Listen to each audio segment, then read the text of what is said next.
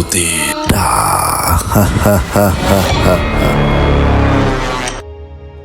যেভাবে লেখা আছে আমি ঠিক সেভাবেই পড়ার চেষ্টা করছি। ঘটনাটি সিরাজগঞ্জের। শুরু করছি। বটতলা মক্তবের রহস্য। ঘটনা 2004 সালের সেই দিকে সিরাজগঞ্জের উল্লাপাড়া উপজেলার খুব দূরের এক গ্রাম ধলগাছা। গ্রামটা নামের মতোই গাছপালায় ঘেরা, চারপাশে পুকুর, জলাশয়, মাঝখানে এক উঁচু একটা টিলার মতো জায়গায় পুরনো একটা বট গাছ। সে বট গাছের নিচেই ছিল গ্রাম্য মক্তব। আল ইমরান, তাফফিজিয়া। পুরো ফাউন্ড ছিল না, বড় কিছুই ছিল না। গ্রামের মানুষজনই সামান্য টাকার সাহায্যে বাঁশ টিন দিয়ে মক্তবটা বানিয়ে দিয়েছিল। মক্তবের দায়িত্বে ছিলেন কারি মুজিবুর রহমান। বয়স তখন প্রায় 65। রোগা পাতলা দাড়িওয়ালা মানুষ। তাকে গ্রামের সবাই মুজিব হুজুর বলেই ডাকত। মানুষটা অদ্ভুত শান্ত, খুব কম কথা বলতেন, কিন্তু তাকে দেখলেই মনে হতো তিনি অনেক কিছু জানেন যা সবাইকে বলেন না। মক্তবটা চলতো সকাল বিকেল। দুপুরের পর পুরনো এলাকা যেন নিস্তব্ধ হয়ে যেত। বটগাছের ছায়ায় অন্ধকার হয়ে থাকতো। পাখিরাও সেখানে কম ডাকত। গ্রামের ছেলেরা তাই মক্তবের পিছনের দিকে গেলে ভয়ে ভয়ে যেত। বলা হতো বটগাছটার নিচে সন্ধ্যার পর কেউ দাঁড়ায় না। সে বছর নতুন এক ছাত্র ভর্তি হলো। নাম সালমান। বয়স 12-এর মতো। মাঝারি গঠন, খুব শান্ত। সবাই ভাবলো সাধারণ কোনো বাচ্চা, কিন্তু ধীরে ধীরে গ্রামের লোকজন টের পেল কিছু একটা অস্বাভাবিক। সালমান কখন পড়তে আসে, কখন চলে যায়, কেউ ঠিক ধরে রাখতে পারে না। কখনো সকালে হাজির, কখনো আবার দেখা যায় দুপুর বেলায় হঠাৎ দাঁড়িয়ে আছে। সবচেয়ে অবাক করা বিষয় হচ্ছিল তার ঘর কোথায়, সে আসলে কার ছেলে, কেউ সত্যিই জানতো না। তার সাথে পরে ঘনিষ্ঠ হয় আরেক ছাত্র তানভীর। দুজন প্রায় বটগাছের দিকে বসে গল্প করত। অন্যরা যেখানে যেতে ভয় পেলেও সালমান যেন কোনো ভয়ই পেত না। একদিন বিকেলে তানভীর মক্তব থেকে বের হয়ে দেখে সালমান পুকুরের ধারে বসে আছে। গভীর পানির দিকে তাকিয়ে তানভীর কাছে যেতেই সালমান হঠাৎ ঘাড় না ঘুরিয়ে বলল, তুই আজ বাড়ি যাবি না? আমার সাথে একটু জায়গায় চল। তানভীর ভয় পায়, কিন্তু কেমন জানি একটা চাপে পড়ে ওর পিছনে হাঁটতে থাকে। সালমান তাকে নিয়ে যায় বটগাছের নিচে থাকা একটা ছোট্ট ভাঙা ঘরের ভেতর। একসময় এখানে নাকি গ্রামের জমি মাপজোক করা হতো। এখন শুধু ভাঙা খাট আর ধুলাবালি পড়ে থাকে। সালমান দরজা টেনে বন্ধ করে ফিস ফিস করে বলল, দেখ, আমি তোর সাথে সত্যি কথা বলতে চাই, কিন্তু তুই ভয় পাস না। সালমান তার থলিতে হাত ঢুকিয়ে বের করলো কিছু জিনিস। নতুন চকলেট, পকেটে করা আম, দুধ আর দুটো সোনালি রঙের বালা। তানভীর স্তব্ধ হয়ে যায়। এত দামি জিনিস কোথায় পেল সে? তানভীর জিজ্ঞেস করতেই সালমান হাসল। ওরা দেয় যারা রাতে আসে। কে আসে? তানভীর জিজ্ঞেস করলো। দেখবি পরে, বলে সালমান দরজা খুলে বেরিয়ে গেল। তানভীর সেদিন আর কথা বলেনি, কিন্তু মনে ভয় ঢুকে যায়। কয়েকদিন পর ঈদের ছুটি পড়ে, সবাই বাড়িতে চলে যাবে। সালমানও বলল সে নাকি তার মামার বাড়ি যাবে। ঈদের আগের দিন তানভীর মনে পড়ে যায় তার খাতাটা বটগাছের পাশে ঘরেই ভুলে রেখেছে। সন্ধ্যার ঠিক আগে সে সেখানে যায়। সূর্য ডুবে গেছে, বাতাস থমথমে। ঘরের ভেতর ঢুকতেই তানভীর দেখল ঘরের মাঝখান দিয়ে শীতল কুয়াশার মতো সাদা কিছু একটা নেমে আসছে। আর তার মাঝখানে সালমান দাঁড়িয়ে না, দৌড়াচ্ছে না, মাটি থেকে অন্তত 1 ফুট উপরে ভাসছে। তার চোখ বুঝে 2 হাত বুকের কাছে রাখা, আর তার পাশে ঘুরছে ধোয়ার মতো অদ্ভুত নাড়াচাড়া।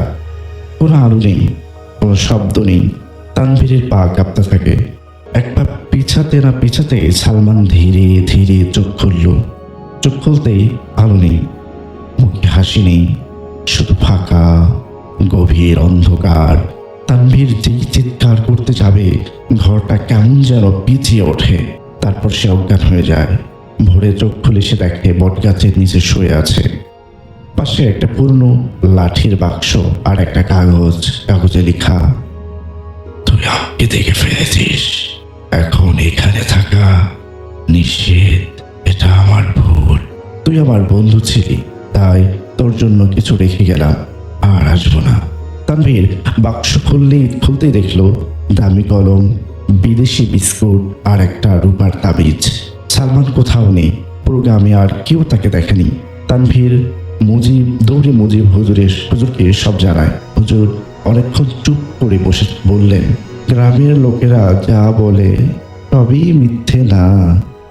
বটতলায় বহু বছর আগে কিছু ঘটনা ঘটেছিল। মাঝে মাঝে কিছু আত্মা মানুষের ছায়া ধরে এখানে থাকে।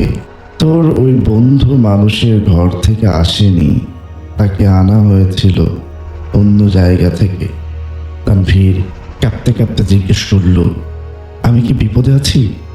হুজুর বললেন, না, তবে একথা আর কাউকে বলবি না।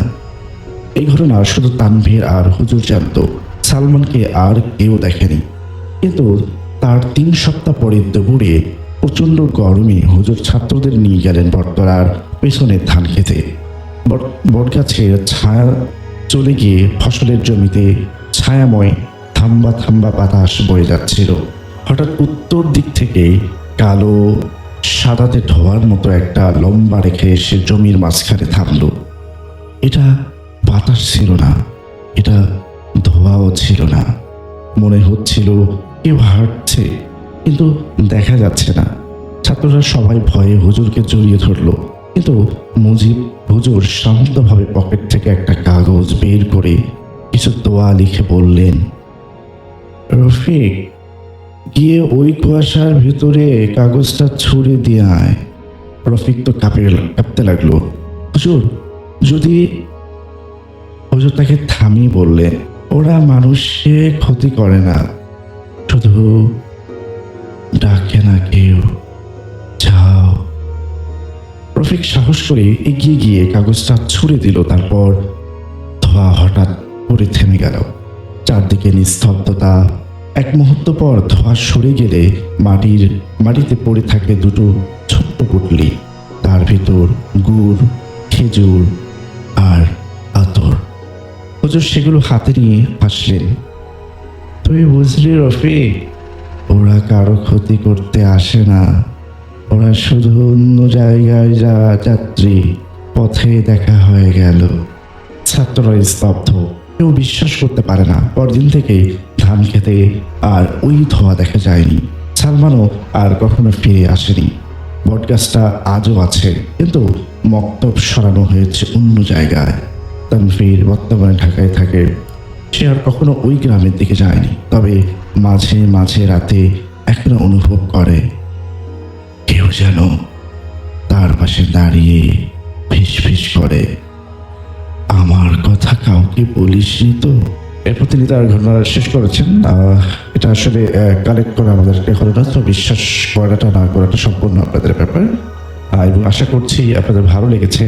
আমি অসুস্থতার জন্য আমার কণ্ঠ কেমন হয়েছে আমি জানি, তবে আমি যথেষ্ট চেষ্টা করেছি আপনাদের কাছে ভালো করে পরিশ্রমের জন্য। যদি ঘটনাটা ভালো লেগেই থাকে তবে অবশ্যই আমাদের চ্যানেলটি সাবস্ক্রাইব করুন এবং আপনাদের বন্ধুদের সাথে শেয়ার করতে পারেন। এবং যদি আপনি আমাদের কাছে ঘটনা পাঠাতে চান তাহলে আমাদের ইমেল অ্যাড্রেসটি ইউজ করতে হবে, এবং আমাদের ইমেল অ্যাড্রেসটি হচ্ছে bhutedarkbd@gmail.com, which is BHOOTERDAKBD@gmail.com। আপনার নাম, ফোন নাম্বার এবং আপনার ঠিকানা সহ আপনার জীবনে ঘটে যাওয়া কিংবা আপনার জানা সেরা ঘটনা লিখে পাঠিয়ে দিন আমাদের কাছে। এখন শুধু অবশ্যই উল্লেখ করুন আপনি ঘটনাটা আমাদের এখানে এসে শেয়ার করতে চান নাকি আপনার ঘটনাটা আমরা পড়ে শুনি। তো আজকে এই পর্যন্তই, দেখা হবে সামনে আরও কোনো ভয়ঙ্কর ঘটনা নিয়ে। সে পর্যন্ত ভালো থাকবেন, সুস্থ থাকবেন এবং শুনতে থাকবেন ভূতের ডাক। ভূতের ডাক।